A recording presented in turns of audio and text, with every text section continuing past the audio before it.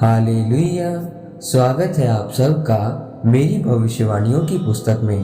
तो आइए हम आज के पवित्र वचन को पढ़ेंगे जो कि परमेश्वर की दासी पास्टर सोनिया यूसुफ नरूला जी के द्वारा लिखा गया है। आपके फैसले मायने करते हैं। जैसा कि रूत की पुस्तक अध्याय 1 उसकी 15 और 16 आयत में लिखा है, तब उसने कहा, देख तेरी जिठानी तो अपने लोगों और अपने देवता के पास लौट गई है, इसलिए तू अपनी जिठानी के पीछे लौट जा। रूत बोली, तू मुझसे यह विनती ना कर कि मुझे त्याग या छोड़कर लौट जा, क्योंकि जिधर तू जाए उधर मैं भी जाऊंगी, जहाँ तू टिके वहाँ मैं भी टिकूंगी। तेरे लोग मेरे लोग होंगे और तेरा परमेश्वर मेरा परमेश्वर होगा। मेरे प्रियो, आप अपनी जिंदगी में कौन से फैसले लेते हैं, यह बहुत मायने करता है। जब आपकी जिंदगी में दुख, परेशानी और परीक्षा चल रही होती है, उस समय पर आप परमेश्वर में बने रहते हैं या फिर परमेश्वर से दूर चले जाते हैं। यह निर्धारित करता है कि आप अपनी जिंदगी में कहाँ पहुँचेंगे। अगर आप अपने दुखों में भी परमेश्वर में बने रहने का फैसला करेंगे तो आप अपनी जिंदगी में परमेश्वर की मर्जी को पूरा करेंगे और आशीषित होंगे।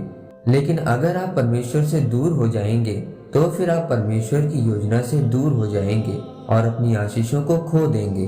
बाइबल में जब हम रूत के बारे में पढ़ते हैं तो हम देखते हैं कि जब रूत का पति, जेठ और ससुर मर गए तो उसकी सास नाओमी ने अपनी दोनों बहुओं से कहा कि तुम अपने अपने पिता के घर वापस चली जाओ।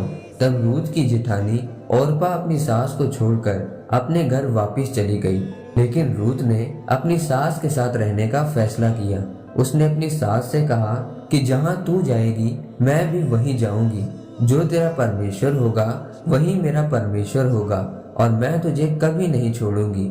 मेरे प्रियो, उस समय रूत की जेठानी खुश लग रही थी क्योंकि उसका नया विवाह हो गया था और रूत उस समय दुखी लग रही थी। लेकिन जब हम बाइबल को ध्यान से पढ़ते हैं तो लिखा है कि दाऊद जो था वह रूत के वंश में से था और जो गोलियत था वह रूत की जेठानी ओरपा के वंश में से था। और रूत के वंशज दाऊद ने गोलियत को मारा और ओरपा के सारे वंश को खत्म कर दिया।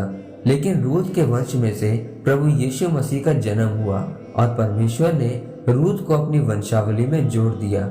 मेरे प्रियो, रूत के एक फैसले से परमेश्वर ने उसको प्रभु यीशु मसीह की वंशावली से जोड़ दिया। और रूत जिस खेत में गेहूं की बालें चुगने के लिए जाती थी, परमेश्वर ने उसे उसी खेत की मालकिन बना दिया। परमेश्वर आपको देखता है कि आप अपनी मुसीबतों में क्या सोचते हैं और क्या फैसला लेते हैं, और जैसा आप फैसला लेते हैं वैसा ही आप अपने जीवन में फल पाते हैं।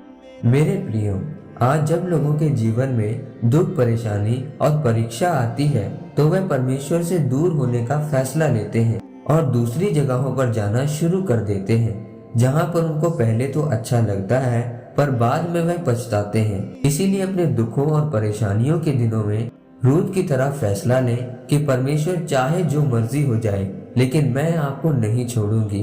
और जब आप परमेश्वर के लिए निडर होकर फैसला लेंगे तो फिर आप अपने जीवन में रूत की तरह गवाही और आशीषों को पाएंगे। आमीन।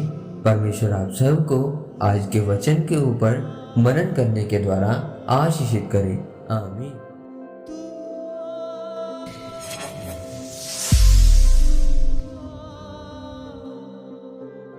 मेरे